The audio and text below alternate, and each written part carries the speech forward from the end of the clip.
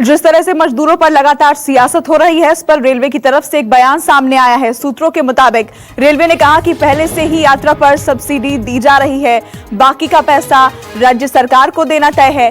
Ticket बनाकर राज्य सरकार को दिया जाता है। सोशल डिस्टेंसिंग की वजह से 80 की जगह सिर्फ 52 ही यात्री जा रहे हैं।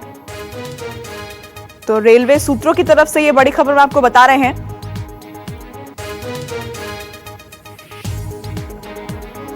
और हमारे सहयोगी कुंदन सिंह हमारे साथ जुड़ गए हैं। कुंदन, मजदूरों को लेकर लगातार जो है राजनीति है वो जारी है। अब रेलवे के इस बयान को किस तरह से देखा जाए? बिल्कुल, रेलवे का बयान आप इस तरीके से देख सकते हैं कि जब ये सीधा आरोप लगा है कि रेलवे यात्रियों से पैसा वसूल रहा है, इसके काउंटर पे रेलवे की तरफ से कहना था कि जो ट्रेनें चल रही हैं वो राज्यों के रिक्वेस्ट पे चल रही है और जो टिकट का किराया तय किया गया था वो ऑलरेडी सब्सिडाइज था, ह्यूज सब्सिडाइज था, यानी 85% के करीब सब्सिडाइज था और जो मात्र 15% पैसा लिया जाना था वो राज्य सरकार को देना था, या तो जिस राज्य सरकार से यात्री जा रहे हैं और जहां पे रिसीव हो रहे हैं। उनका कहना था कि चूंकि जो टिकट्स की बार बार आप लोग देख रहे हैं, यात्रियों को टिकट चूंकि रेलवे के नियम मुताबिक जो टिकट जनरेट करके हम राज्य अथॉरिटी को दे देते हैं, वो राज्य अथॉरिटी या तो यात्रियों से वसूल के हमें दे या जिस तरीके से दे।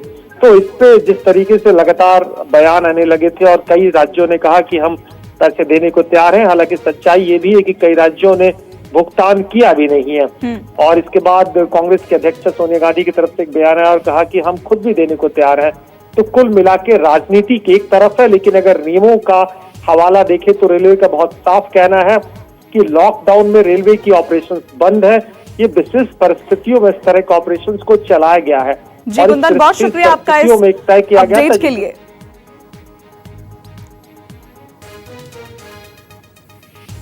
और मजदूरों के रेल टिकट पर सियासत जारी है। कांग्रेस पर बीजेपी ने पलटवार किया है। किसी भी स्टेशन पर टिकट की बिक्री नहीं होगी। रेल मंत्रालय 85% और राज्य सरकार 15% मजदूरों के टिकट का पैसा देगी। राज्य सरकारें टिकट का खर्च दे सकती हैं।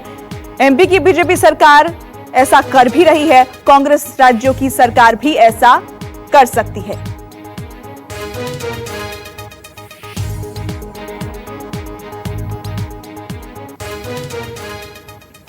और इस पूरे मामले पर एमपी के मुख्यमंत्री शिवराज सिंह चौहान ने भी ट्वीट किया है। उन्होंने लिखा कि स्वर्गीय ऋषि कपूर साहब की एक फिल्म में गाना था जो मुझे याद आ रहा है, मैं देर करता नहीं देर हो जाती है। यह सटीक बैठता है। कांग्रेस के नेता श्रीमती सोनिया गांधी और श्री राहुल गांधी पर वो विज्ञप्ति जारी कर रहे हैं कि कांग्रेस श्रमिकों की आवाजाही का खर्च वहन करेगी। आपको ये जानकर हैरानी होगी कि हमने अब तक मध्य प्रदेश के 60,000 से ज्यादा श्रमिकों को अपने अपने घरों तक उनका पूरा ख्याल रखते हुए पहुंचाया है।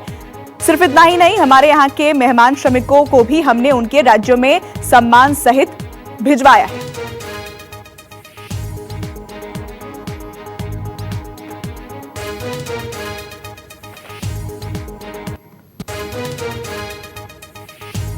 तो ये ट्वीट हम आपको दिखा रहे हैं।